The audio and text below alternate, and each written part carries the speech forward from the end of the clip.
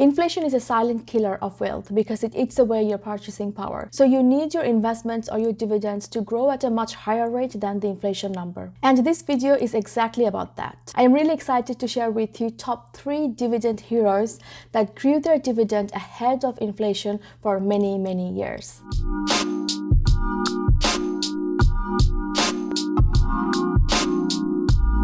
So I'm picking these dividend heroes from the AIC website, the Association of Investment Companies. They provide investment data on some of the closed-ended funds or the investment trust. The AIC dividend heroes are investment companies which have increased their dividends for 20 or more years in a row. Just to point out, there is a difference between investment trust and your normal mutual fund. One of the main differences being that these investment trusts, they have a lot more freedom, and so they can hold on to some of the dividend income as a reserve to pay out at different years, so that you have a much more smooth growth in your dividends rather than having 1 year of a lot of high dividend growth and then another year of having no dividends at all. These trusts, they also have some extra perks of being able to take on leverage, so take on extra loan to increase or enhance your normal return compared to normal mutual funds who are not able to or are not allowed to take on extra loan to enhance returns. So before I go into the details of the top 3 that I want to talk about, here is a list of the current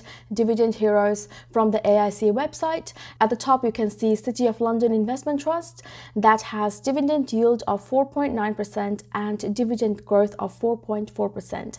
And you can see from the list that all of these funds or trusts, they fall across different sectors and different geographies as well, from UK all the way to global smaller companies and other flexible investment trusts. So there is a lot of variety of investment opportunity there, but let's start with the first one in the list, which is City of London Investment Trust. So the City of London Investment Trust is currently run by Janice Henderson. So this is the information directly from their website. So if you kind of go at the bottom and you can see, so this is the fund manager, by the way, you can see a lot more information about this trust. So the trust was first formed in 1860 to acquire a family brewing business in the City of London. And since 1932, it has been investing in stocks and is one of the UK's oldest investment trusts. So the objective of this trust is to give you a long-term growth in income and capital by investing in equities listed in the London Stock Exchange. So the stocks that this trust invest in are all UK companies. So that's something to be aware of. So it's very much UK based, and you can see that it's the priority of this board to have a consistent and a growing level of dividend. Otherwise, it would not be voted as the dividend heroes according to the AIC.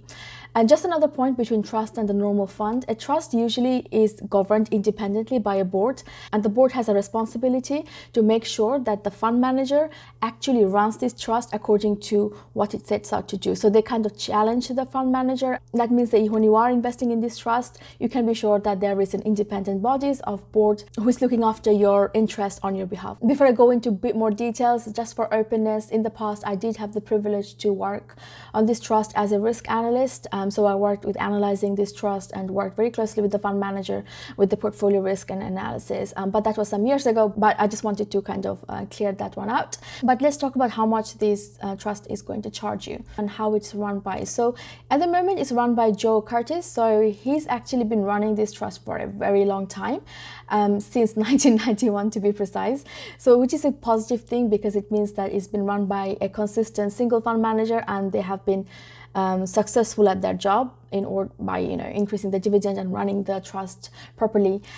If the fund manager, for example, was not good, then the board would have the voting power to get rid of them and hire someone new in this place. So that's a positive sign. And in terms of how much it's going to cost you, the annual management fee is 0.325%, which is one of the lowest you can find. With the actively managed fund, you can expect or you can see a lot of fund charging you as close as 1%. But in terms of dividend, so they pay out dividends quarterly in February, May, August, and November. And we saw before that the dividend yield was about 4.9%. And so, for example, if you invested £10,000 in this trust, you can expect to get about £490 in dividend payments every year. You can actually see their dividend history. So if I go into documents and open their annual report, I can see their excellent dividend history. So in this report, I think this was to 2020 June.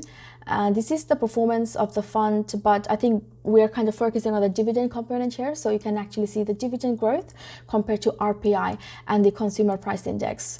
So the purpose of this video was mainly about beating inflation, and you can see that their blue line here, which is their dividend growth, well ahead of RPI and the CPI. So these two are two different measures of inflation in the UK, and so it means that if you were to invest in this fund and you can expect to get those dividends, you can expect those dividend payments to kind of keep up with inflation and beat inflation over the long term. So it's a good investment for beating inflation in terms of income. And you also have, these are the dividend yields, but in here, if I zoom in, this will give you the 54 years of dividend growth. So from 1966, this is the amount of pence per share of dividend that they have paid out. So you can see how they have been growing their dividend every single year from last 54 years. So they have not had a year when they had to cut their dividend. And if you are someone who needs to rely on a consistent source of dividend income, then you can be quite optimistic in investing in this fund, knowing that one year suddenly you're not going to get a lower amount of income per dividend, because with dividends you know exactly how much you can get and it's not going to be impacted by the share price. So it's a more stable way of investing. So that's something I just wanted to highlight. Now, this fund is primarily for dividend, but you can see in terms of total return or total performance for last 10 years, the light blue line, which is the price total return, and the black line, which is their NAV return. So the assets that these funds actually invest in. And the orange line is FTSE All Share, which is, if you kind of think of it like the benchmark. So over the last 10 years, they have successfully managed to outperform the market, basically. But that's on the performance. But here's a quick way of estimating future total return of investments where you are investing for dividends. So previously, we saw the dividend yield and the dividend growth number. So if I go back to this fund, so a very quick way of judging how much total return you can expect from an investment is if you add up the current dividend yield plus the long-term dividend growth of a fund or a trust and add them together. This is your expected amount of total return. So for this fund, 4.9 plus 4.4, you can expect to get a circa 9% return by investing in this fund. So this is something you can do back of the envelope quick estimate when you are looking into this list of funds. Now, if you wanted to get a bit more idea as to what sort of companies this fund holds, so you can go back and click on portfolio from the website and you can see the top 10 holding. So the largest one is British American Tobacco, and remember, because it's a dividend fund, you would have a lot of holding that pays a lot of dividend. So BATS is known as a very well dividend payer. And then Diageo, you have Rio Tinto, M&G, Unilever. So these are pretty much the large cap companies in the UK. You can see a little bit more information about the sector. So it's pretty much in the financials. About 25% of the investment is in financials. And that's because a lot of financial companies tend to actually pay out a lot of dividend compared to other sectors such as, let's say, healthcare or technology. What you can also do actually, which might be quite helpful, is to look at their fact sheet. So one of the things I wanted to highlight to you is this net gearing number in here. So 8%. Remember how I was saying this trust, they have the liberty to take on extra amount of leverage or borrow extra money to increase the performance. So this fund currently is geared at 8%. What this means is that when the market is going up, the fund is expected to kind of do much better and outperform the market by even more for their shareholders by taking on this extra bit of gearing. Another thing is their total number of holdings. So the fund holds about 83 different UK stocks for their shareholder, and the ongoing charge. So before we saw the management fee, so that's the fee that only takes into account the charge that the manager is charging you for investing in this trust. But what you want to look at is the ongoing charges figures, the OCF, which is 0.36%. That will take into account the total level of charge that you can expect to pay, and that's again is one of the one of the lowest that I have seen. So that's a positive thing to keep in mind. So back to the AIC website, the one I'm going to talk about is FNC Investment Trust, which is in the global sector, and it has increased their dividend consequently for last 50 years with a current dividend yield of 1.4% and dividend growth of 4.7%. So this trust is managed by BMO Global Asset Manager, and the whole purpose of this trust is bringing stock market investing to those of moderate means. So it was first launched to private investor in 1984, and it's got a consistent record of running by very few fund managers. So over the past 40 years, it was only run by 3 people. So 3 fund managers only run this fund over the last 40 years. So what does this fund aim to do? It aims to give you a total long-term growth in both capital and income. So it's not just focusing on dividend income, but it also wants you to give you a good amount of growth. So they do this by investing in 450 companies globally. So last trust we looked at, it was only investing under 90 different companies, but this one they invest in 450. And they do this in order to increase their diversification. So if one company does not do very well and stops paying out dividends, for example, or doesn't grow, then you wouldn't have a lot of concentration risk. So if you go into documents and the fund manager presentation, I can show a little bit about the dividend that I was talking about. So for the last 50 years, this fund has been growing their dividend. So every year they have been increasing the dividend a little bit. And this kind of gives you the over the last 10 years or so. The light blue line is telling you the amount of dividend they've paid out per unit. And it has been growing consistently. And in 2020, so last year, they have actually increased the dividend by 4.3%.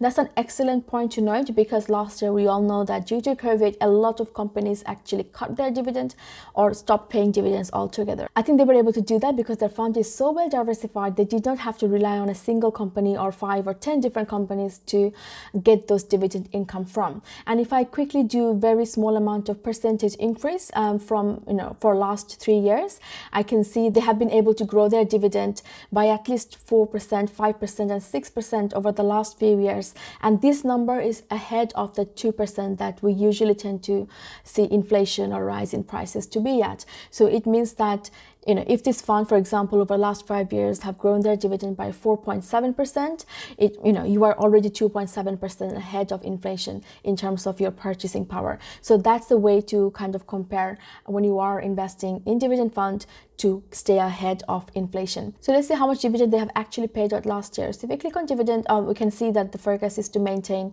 dividend ahead of inflation. So that's something they make it very obvious. And if I add up all the dividend they have paid out in 2020, so they have paid out about 11.6p per unit you held in this trust. What this means is that given the current share price of £8.52, if you bought 1,000 shares in this trust, costing you about £8,520, then you would have gotten £116 in pure dividends by investing in this trust last year. So in terms of the charge, so this fund, the ongoing charge, they have actually declined to 0.59%. Again, it's one of the lowest, and if you kind of compare it to other funds out there. But what I'm going to say is that if you are someone who is looking for more aggressive dividend growth or a much higher dividend yield number, then this trust may not be for you, because as you saw, the dividend yield was under 2%. It's one of the lowest, and the dividend growth is 4.7%, which is not bad, which is actually pretty good. But if you add them two together, it is a trust that may not provide you a lot of aggressive returns or dividend increases going forward. But there might be other trusts out there which can increase those dividends much quickly. So you can look into BMO Global Smaller Companies, which has grown their dividend over the last 5 years by 12%. Or you can look into Scottish Investment Trust, which grew their dividends by 13.2% over the last 5 years. That's for aggressive dividend growth. Actually, this is the final one I wanted to talk about in a bit more details, which is the Scottish Investment Trust. Again, it's a global trust, and they have consistently increased their dividend over the last 37 years. They currently have a yield of 2.9% and have grown their dividends by 13.2% on an annualized level over the last 5 years. So this is the trust's website. So they are an independently managed investment trust which was formed in 1887. Let's see what their objectives are. So if I go into their shareholder info and monthly fact sheets, you can see that they want to provide investor over the long term above average returns through diversified portfolio of international stocks and to achieve dividend growth ahead of UK inflation. This is primarily for UK investors who wants to invest in a trust that can grow their dividend higher than UK inflation. So that is primarily in their objective. At the bottom, I think you can see their regular dividend growth. So they have, because this is a very much against the UK inflation, so they have done the graph in that way.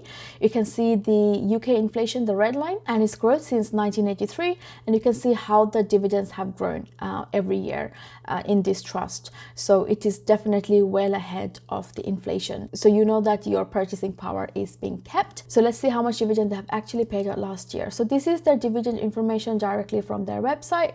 So in 2020 they have paid 23.2p in dividend distribution per unit that you hold in this trust. So what does that mean? The share price currently is about £8.15p per share. So if you bought 1,000 share in this trust using £8,150, you would have gotten £233 in dividends last year. By the way, all these three trusts that I'm talking about, you can actually invest in them using any of your platforms. So I invest with Hargreaves Lansdowne, so which is why I'm looking at this. I think they have some information on dividend growth in their website as well. So if you are, just to show that if you are investing using HL, for example, you can see those information on dividend growth as well.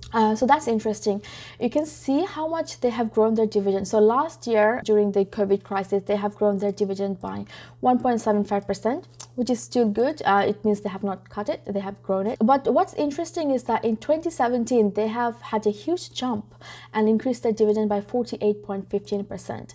I think that is why when you look at the 5 years annualized dividend growth number, it looks pretty high at 13%, I think we saw. I think that number is being impacted by this 1 year where they had a really high dividend growth.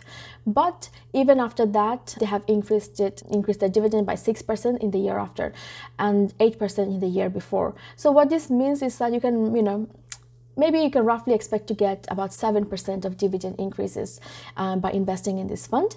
And their current yield is about 3.4%, which is pretty good, I would say, for an international portfolio. So let's go back to the fact sheets again and see a bit more information about where this fund invests in. So this fund or trust, they have about 52 different holdings. So they have the lowest level of companies that they have invested in compared to the last one we saw, which was over 500 or 400, and the first one we saw, which was just under 90. So you can expect to see a little bit more volatile or bumpy returns by investing in this fund. And if you look at their top 10 holding, which I thought was very interesting, I can see that they are very much set up for a cyclical recovery in the economy. So all their companies, they are very heavily invested in materials and financials and energy. So these sectors, they tend to do really well when the economy is improving, and they also tend to, well, they should be doing well when inflation is rising. So that's something I noted when I was looking at their fact sheet. So there you go, you have it. These are the three trusts that I really wanted to talk about in a little bit more detail, especially on the dividend front and keeping up with inflation. And the one thing I did when I was looking through the whole list to pick these three funds that I really like is look at their cost. So I am a true believer of reducing the fees and costs that you pay out to an active manager as much as possible, because they can truly eat away from your performance value. So all these three funds, they have cost below 0.6%, which I think is pretty reasonable for an active fund. So I would say that feel free to check out the other list of Dividend Heroes that there was a big list in that website that I was showing at the beginning of the video, and read a bit more about it just to further your knowledge about all these different funds. But that's all from me today. So until next time, do take care of yourself and your money.